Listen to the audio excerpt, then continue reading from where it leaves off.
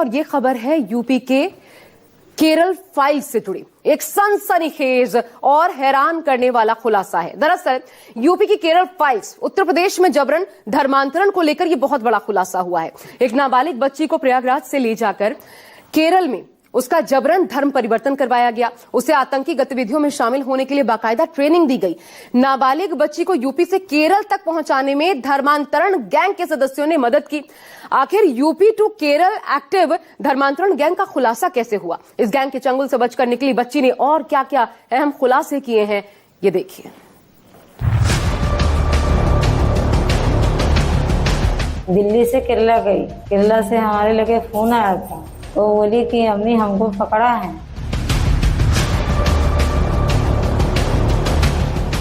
नाबालिग लड़की को जबरन धर्म परिवर्तन कराने के उद्देश्य से पहला फुसलाकर वह प्रलोभन देके घर से लेकर गई। यूपी में धर्मांतरण गैंग एक्टिव, गिरोह के टारगेट सिलेक्टेड। जबरन धर्म परिवर्तन करवाया, नाबालिग का ब्रेन वॉश किया, जिहाद के लिए उकसाया, जिहाद के लिए सिखलाई का दबाव बनाया। यूपी टू केरल जिहाद फाइल्स, लालच देकर आतंक की ट्रेनिंग। पहले पैसों का प्रलोभन दिया, बाद में जबरन धर्म परिवर्तन करवाया। नाबालिग लड़कियों का धर्म परिवर्तन कराकर उन्हें आतंकी बनाने की साजिश के खुलासे से हड़कंप मचा हुआ है। इस खुलासे ने सुरक्षा एजेंसियों को अलर्ट कर दिया है। जांच शुरू की जा चुकी है। बहला फुसलाकर और लालच देकर आतंकी गतिविधियों में शामिल करने वाले नेटवर्क को ध्वस्त करने की तैयारी शुरू हो चुकी है। लेकिन यूपी टू केरल धर्मांतरण और जिहाद गैंग का खुलासा कैसे हुआ, उसे समझिए।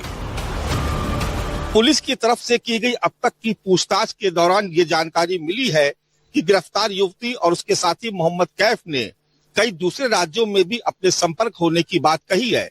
इसके बाद से जांच का दायरा भी बढ़ाया जा रहा है। इतना ही नहीं, दरकश बानो के मोबाइल फोन में WhatsApp chat, internet search history और सोशल मीडिया प्रोफाइल की भी जांच की जा रही है। जांच के इस काम में साइबर सेल के साथ साथ यूपी एटीएस को भी लगाया गया है, जिससे इन दोनों के ही आतंकी नेटवर्क से कनेक्शन के पुख्ता सबूत हासिल किए जा सके। प्रयागराज पुलिस ने धर्मांतरण गिरोह के 2 सदस्यों को गिरफ्तार किया है। इनमें एक युवती और एक पुरुष है, जिन्होंने साजिश के तहत बच्ची को अपने जाल में फंसाया था। बात आज से करीब 2 महीने पहले की है। 8 मई को 15 साल के दलित बच्ची को दरकशा बानो नाम की युवती अपने साथ बहला फुसला कर ले गई थी। इस गुनाह में मोहम्मद कैफ नाम का ये शख्स भी शामिल था। बच्ची को फूलपुर से प्रयागराज जंक्शन ले जाया गया। यहाँ से आरोपी दरकशा बानो बच्ची को लेकर दिल्ली पहुंची। फिर दिल्ली से बच्ची को केरल ले जाया गया। प्रयागराज पुलिस के मुताबिक जब आरोपी मोहम्मद कैफ बच्ची को प्रयागराज जंक्शन तक छोड़ने गया तो उसने बीच रास्ते में बच्ची से छेड़छाड़ भी की। जांच से ये निकलकर आया कि 8 मई को दरकशा बानो नाबालिग लड़की को जबरन धर्म परिवर्तन कराने के उद्देश्य से पहला फुसलाकर वह प्रलोभन देके घर से लेकर गई, जिसमें उसका साथ मोहम्मद कैफ निवासी फूलपुर ने दिया, जो उनको मोटरसाइकिल से प्रयागराज जंक्शन तक छोड़ने गया। इस दौरान कैफ ने पीड़िता के साथ छेड़खानी की भी घटना की थी। नाबालिग बच्ची को लालच देकर आरोपी केरल तक लेकर पहुंच गए। केरल में बच्ची के साथ जो हुआ वो दिल दहला देने वाला है। दरकशा बानो ने दलित बच्ची को केरल में कुछ संदिग्ध लोगों से मिलवाया, जिन्होंने पहले बच्ची को पैसों का प्रलोभन दिया। इसके बाद जबरन धर्म परिवर्तन कराया। इतना ही नहीं, बच्ची पर जिहाद के लिए दबाव बनाया। भूखा रहने और सेल्फ डिफेंस की ट्रेनिंग भी दी गई। नक्शा पढ़ने का तरीका बताया गया। यहाँ तक कि बच्ची को उर्दू सिखाई गई। कहा गया कि उसे अल्लाह के लिए बड़ा काम करना है। इस संबंध में पीड़िता द्वारा आरोप लगाया गया है कि केरल में दरकशा बानो द्वारा उसको वहां कुछ संदिग्ध लोगों से मिलवाया गया, जिन्होंने उसको पहले पैसों का प्रलोभन दिया, बाद में जबरन धर्म परिवर्तन करवाया और वहां रुककर जिहाद के लिए सिखलाई का दबाव बनाया।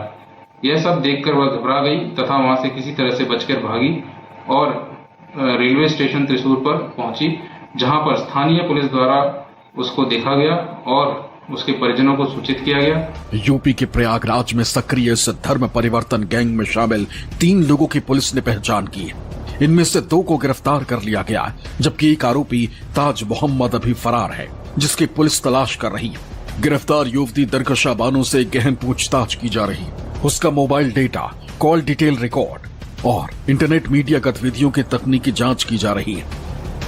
यहाँ से इलाहाबाद एक लड़का ने पहुंचाया इलाहाबाद तक, उसके बाद इन्हें टिकट कटाया दरस्ता ने, उसके बाद ले गए दिल्ली पहुंच गई।